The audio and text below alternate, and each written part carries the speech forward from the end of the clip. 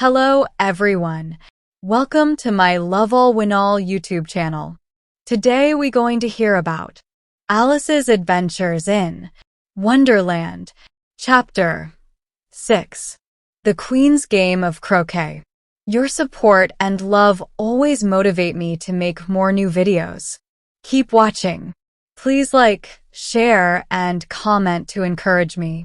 For more video updates, don't forget to subscribe to my channel and turn on all notifications for more videos. Now move to chapter. Near the door there was a rose tree and 3 gardeners, who were looking at the roses in a very worried way. "What's the matter?" Alice said to them. "You see, miss," said the first gardener, "these roses are white, but the queen only likes red roses, and she—" "The queen," said the second gardener suddenly, and at once, the 3 gardeners lay down flat on their faces. Alice turned round and saw a great crowd of people. It was a pack of cards, walking through the garden. There were clubs, they were soldiers, and diamonds, and 10 little children, they were hearts. Next came some kings and queens. Then Alice saw the white rabbit, and behind him, the knave of hearts. And last of all, came the king and queen of hearts. When the crowd came near to Alice, they all stopped and looked at her, and the queen said, "Who are you?" "My name is Alice, your majesty," said Alice very politely. But she thought to herself, "They're only a pack of cards. I don't need to be afraid of them." "And who are these?" said the queen, looking at the 3 gardeners. Then she saw the white roses, and her face turned red and angry. "Off with their heads!" she shouted, and soldiers hurried up to take the gardeners away. The queen turned to Alice. "Can you play croquet?" she shouted. "Yes," shouted Alice. "Come on, then," shouted the queen. The crowd began to move on, and Alice went with them. It's a very fine day," said a worried voice in her ear. Alice saw that the white rabbit was by her side. "Very fine," said Alice. "Where's the Duchess?" "Sure," said the rabbit in a hurried voice. "She's in prison, waiting for execution." "What for?" said Alice. But just then the queen shouted, "Get to your places," and the game began. It was the strangest game of croquet in Alice's life. The balls were hedgehogs, and the mallets were flamingos. And the hoops were made by soldiers, who turned over and stood on their hands and feet. Alice held her flamingo's body under her arm, but the flamingo turned its long neck first this way and then that way. At last, Alice was ready to hit the ball with the flamingo's head. But by then, the hedgehog was tired of waiting and was walking away across the croquet ground. And when both the flamingo and the hedgehog were ready, there was no hoop. The soldiers, too, were always getting up and walking away. It really was a very difficult game, Alice thought. The players all played at the same time, and they were always arguing and fighting for hedgehogs. Nobody could agree about anything. Very soon, the queen was wildly angry and went around shouting "off with his head" or "off with her head" about once a minute. Alice began to feel worried. "The queen is sure to argue with me soon," she thought. "And what will happen to me then? They're cutting people's heads off all the time here. I'm surprised there is anyone left alive." Just then she saw something very strange. She watched carefully, and after a minute or two, she saw that the thing was a grin. "It's the Cheshire Cat," she said to herself. "Now I'll have somebody to talk to." The balls were hedgehogs, and the mallets were flamingos. "How are you getting on?" said the cat, when its mouth appeared. Alice waited. "I can't talk to something without ears," she thought. Slowly the cat's eyes, then its ears, and then the rest of its head appeared. But it stopped at the neck, and its body did not appear. Alice began to tell the cat all about the game. "It's very difficult to play," she said. "Everybody argues all the time, and the hoops and the hedgehogs walk away." "How do you like the queen?" said the cat quietly. "I don't," said Alice. "She's very—" Just then she saw the queen behind her, so she went on, "Clever. She's the best player here." The queen smiled and walked past.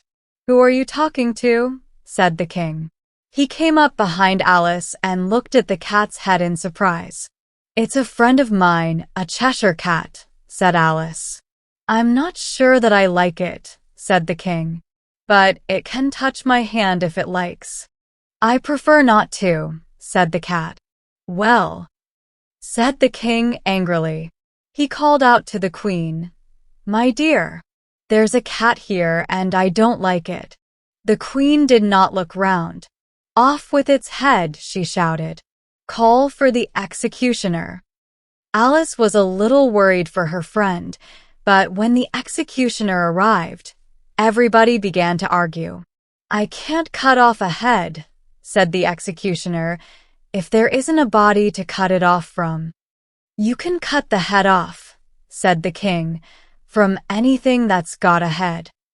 "If somebody doesn't do something quickly," said the queen, "I'll cut everybody's head off." Nobody liked that plan very much, so they all turned to Alice. "And what do you say?" they cried. "The cat belongs to the Duchess," said Alice carefully. "Perhaps you could ask her about it." "She's in prison," the queen said to the executioner. "Bring her here at once." But then the cat's head slowly began to vanish, and when the executioner came back with the Duchess, there was nothing there. The king ran wildly up and down, looking for the cat, and the Duchess put her arm round Alice. "I'm so pleased to see you again, my dear," she said. "Let's get on with the game," the queen said angrily, and Alice followed her back to the croquet ground. The game went on, but all the time the queen was arguing and shouting "off with his head" or "off with her head." Soon there were no hoops left, because the soldiers, who were the hoops, were too busy taking everybody to prison. And at the end there were only 3 players left: the king, the queen, and Alice. The queen stopped shouting and said to Alice, "Have you seen the mock turtle yet?" "No," said Alice. "I'm not sure what a mock turtle is." "Then come with me," said the queen. They found the mock turtle down by the sea. Next to him was a griffin, asleep in the sun.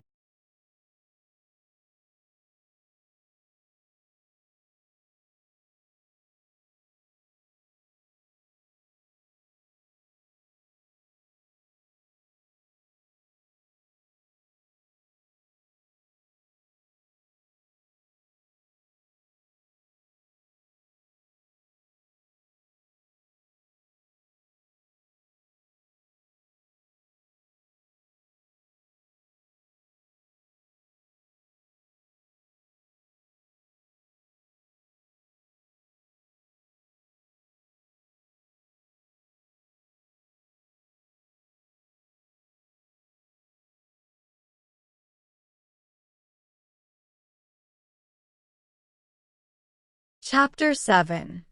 Who Stole the Tarts? The King and Queen of Hearts were sitting on their thrones when Alice and the Griffin arrived. There was a great crowd of birds and animals, and all the pack of cards. Soldiers stood all around the Knave of Hearts, and near the king was the White Rabbit, with a trumpet in one hand. In the middle of the room there was a table, with a large plate of tarts on it. "They look good," thought Alice, who was feeling a little hungry. Then the White Rabbit called out loudly, "Silence! The trial of the Knave of Hearts will now begin." He took out a long piece of paper and read, "The Queen of Hearts, she made some tarts, all on a summer day.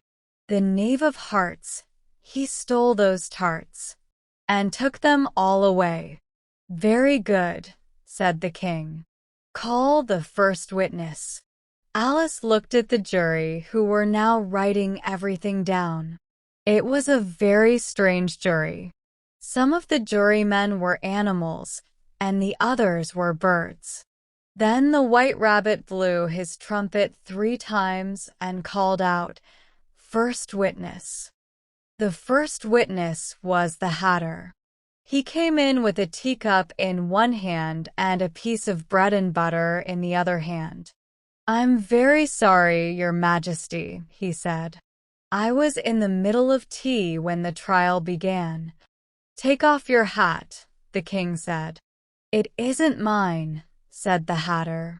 "Stolen. Write that down," the king said to the jury. "I keep hats to sell," explained the Hatter. "I don't have a hat myself. I'm a hatter." "Give your evidence," said the king, "or we'll cut your head off." The Hatter's face turned white. "I'm a poor man, Your Majesty," he began in a shaking voice. Just then Alice had a strange feeling. After a minute or two, she understood what it was. "Don't push like that," said the Dormouse, who was sitting next to her. "I'm nearly falling off my seat." "I'm very sorry," Alice said politely. "I'm getting bigger and taller, you see." "Well, you can't do that here," said the Dormouse crossly, and he got up and moved to another seat. The Hatter was still giving evidence, but nobody could understand a word of it. The king looked at the queen, and the queen looked at the executioner. The unhappy Hatter saw this, and dropped his bread and butter. "I'm a poor man, Your Majesty," he said again. "You're a very poor speaker," said the king. He turned to the White Rabbit. "Call the next witness," he said. The next witness was the Duchess's cook, who spoke very angrily and said that she would not give any evidence. The king looked worried and told the White Rabbit to call another witness. Alice watched while the White Rabbit looked at the names on his piece of paper. Then, to her great surprise, he called out loudly, "Alice." "Here!" cried Alice, jumping to her feet. "Here!" cried Alice, jumping to her feet. "What do you know about these tarts?" said the king. "Nothing," said Alice. The queen was looking hard at Alice. Now she said, "All people a mile high must leave the room."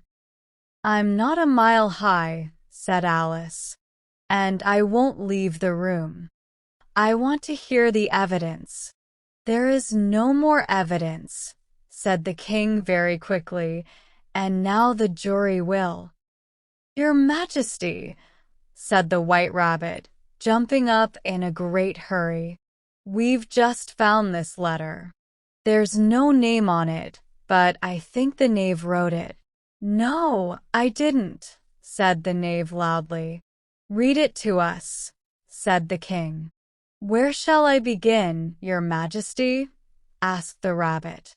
"Begin at the beginning," said the king, "and go on until you get to the end, then stop." Everybody listened very carefully while the White Rabbit read these words. "They tell me you have been to her, and talked of me to him. She thought I was a gardener, but said I could not swim. He tells them that I have not gone. We know that this is true. If she decide to hurry on, what will they do to you? I gave her 1, they gave him 2. You gave us 3 or more. They all returned from him to you, but they were mine before." "That's a very important piece of evidence," said the king. He looked very pleased. "Now the jury must." "If anybody in the jury can explain that letter," said Alice. She was not afraid of anything now, because she was much bigger than everybody in the room, I'll give him 6 pence. It's all nonsense. It doesn't mean anything. The jury busily wrote this down. She thinks it's all nonsense. All nonsense, eh? Said the king. He read some of the words again, but said I could not swim. You can't swim, can you? He said to the knave. The knave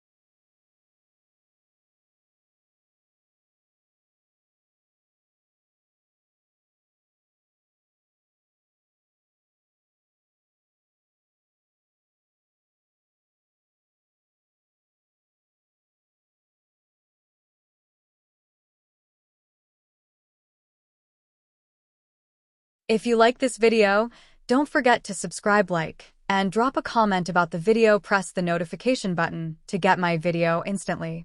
Thanks for watching. Have a good day.